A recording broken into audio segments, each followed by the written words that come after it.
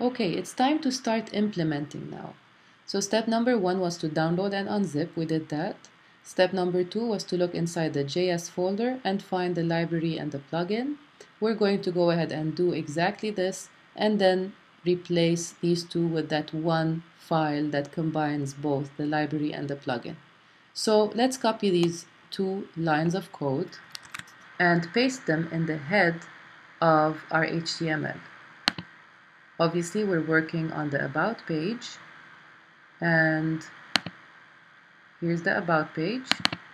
I'm going to open it, increase the font size just for us to see better, and then go to the head element, and right under link, I'm going to go ahead and hit enter and paste these two lines that I copied.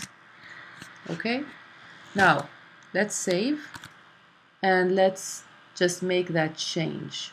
Now normally, as I said, we need the library file and the plugin file. Since they have merged both into one file, let's see what the name of that file is. The name of that file is right here, lightbox-plus-jquery.min.js. So instead of typing this, because we might make mistakes, just select it, hit enter, and do Command A so that you select everything that's in this text field. And then copy, Command C, and then go to your text wrangler and replace this library name with the name that is lightbox plus jquery.min.js. So this file again includes the library and the plugin, which means I can go ahead and get rid of this syntax, this extra script line, remove it. Okay? Now, so far so good. We have the file that includes the library and the plugin. The plugin does the interactivity. The library translates it into a language that the browser can understand and display. And this file is supposed to be found in a folder called JS. That's how the documentation wants us to organize our files. So what we need to do next is make sure we have a folder called JS, and that folder has a file called lightbox plus jquery.min. This is similar to when we have the path to an image. There's an images folder, and it includes a file called interior1.jpg, right? So it's the concept of what is included inside of what folder.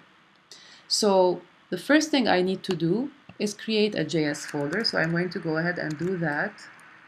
In my French apps website, I'm going to create a new folder and call that JS, exactly in the same way, no capitals. If it's written in lowercase, it has to be written in lowercase with us as well.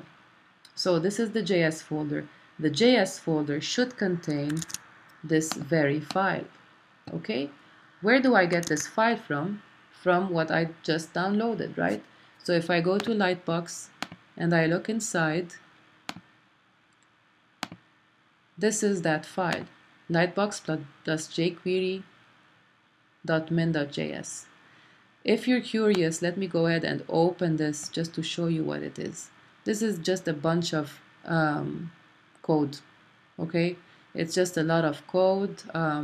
It's interesting for programmers, people who like to write code.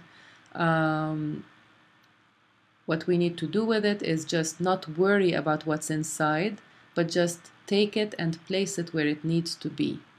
So I'm going to close it, and I want to, I can either drag it and drop it into my folder that I created, or I can just copy it from here. So hold down the Command key, hit C, and then go to your French apps website, inside of your JS folder, Command V.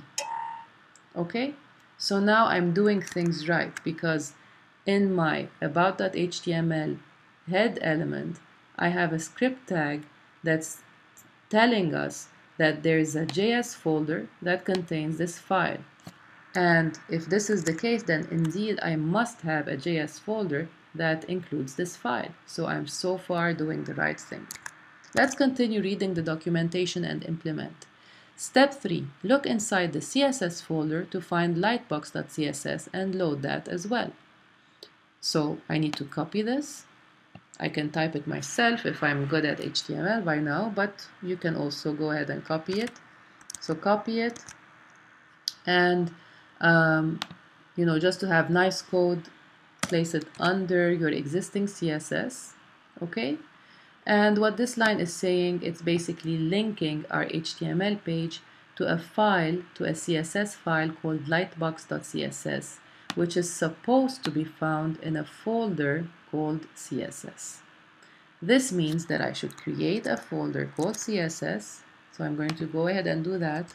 Create a folder called CSS and make sure to drag that file called lightbox.css from the downloads that you downloaded, drag it or copy it. I'm going to copy it. I just did.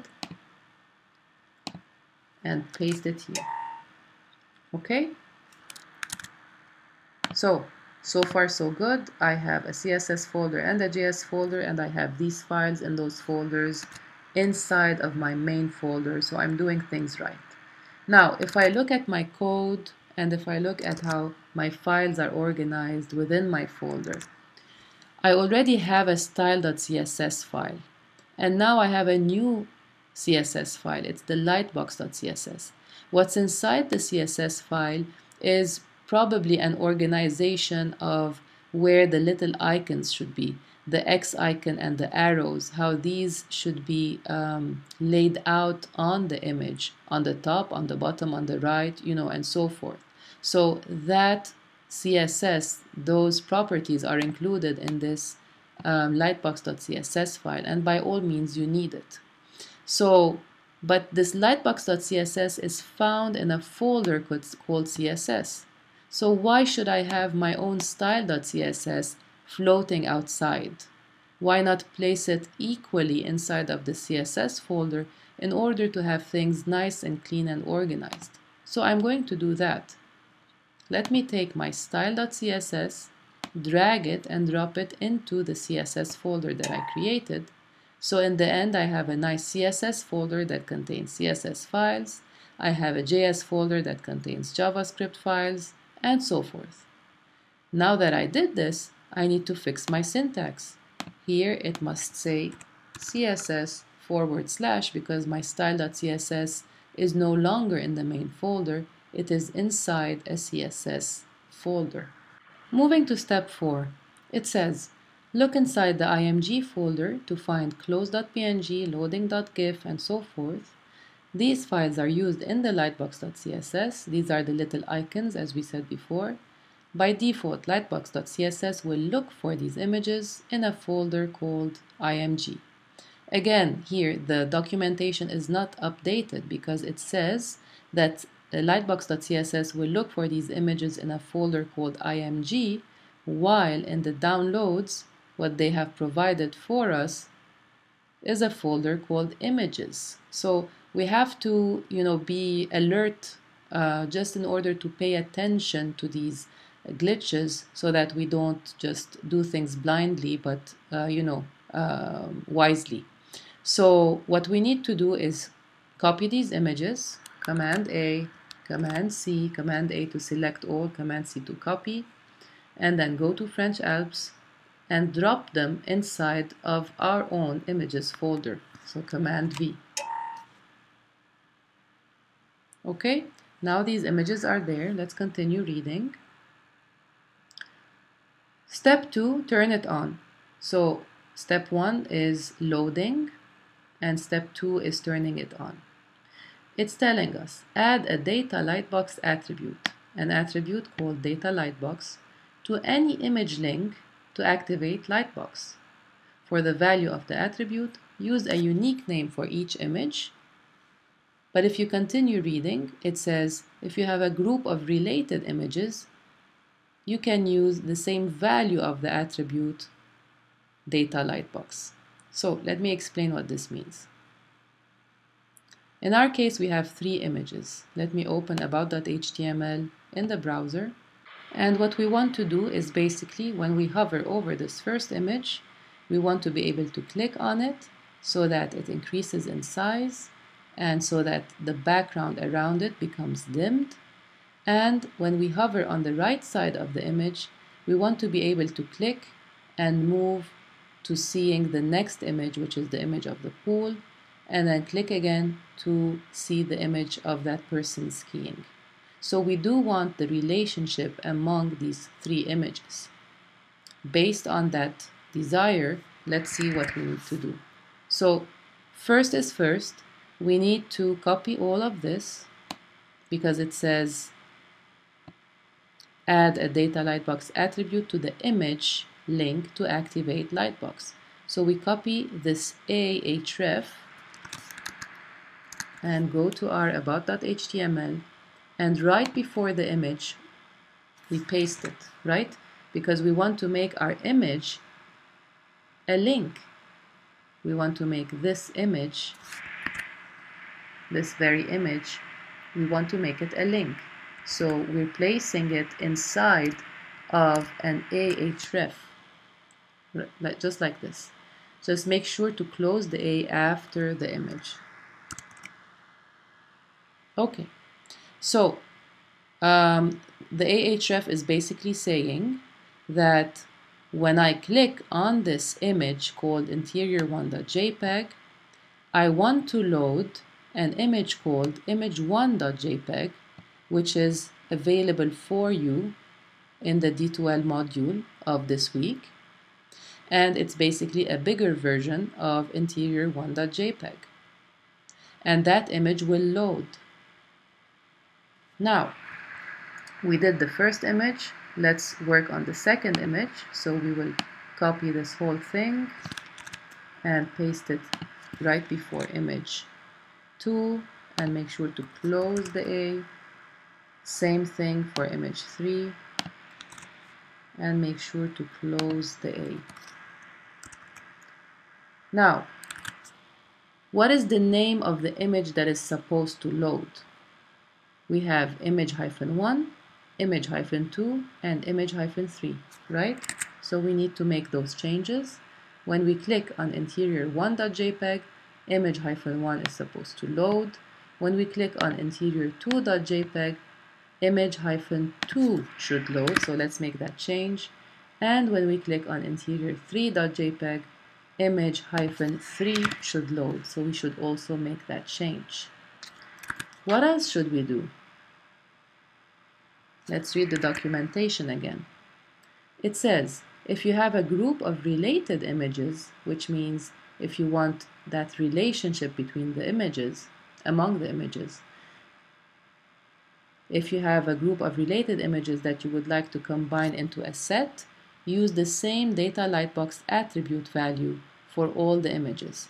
For instance, if the value of the data Lightbox attribute happens to be image1, use the same value. That's what it's saying. And we already have that. We have the value image1 repeated in all 3. We can change it. We can call it skiing, Alps, whatever, just as long as the value is the same for all 3 images so that that relationship happens, so that when you click on the arrow, it takes you to the next picture. And this is it. Let's try it. Save and refresh the about.html page. And now let's hover over the image and the cursor changes to the finger, which means the image is a link, and that's because the image is placed inside of an A element.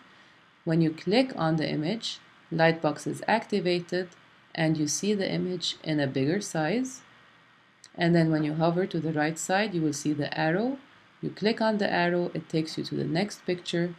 You click on the arrow again, it takes you to the picture of the person skiing. Let us also change the caption. So the first one will be cozy interior, the second one will be pool or swimming pool, and the third one will be me skiing. Save and refresh the page. Cozy interior, pool, and me skiing.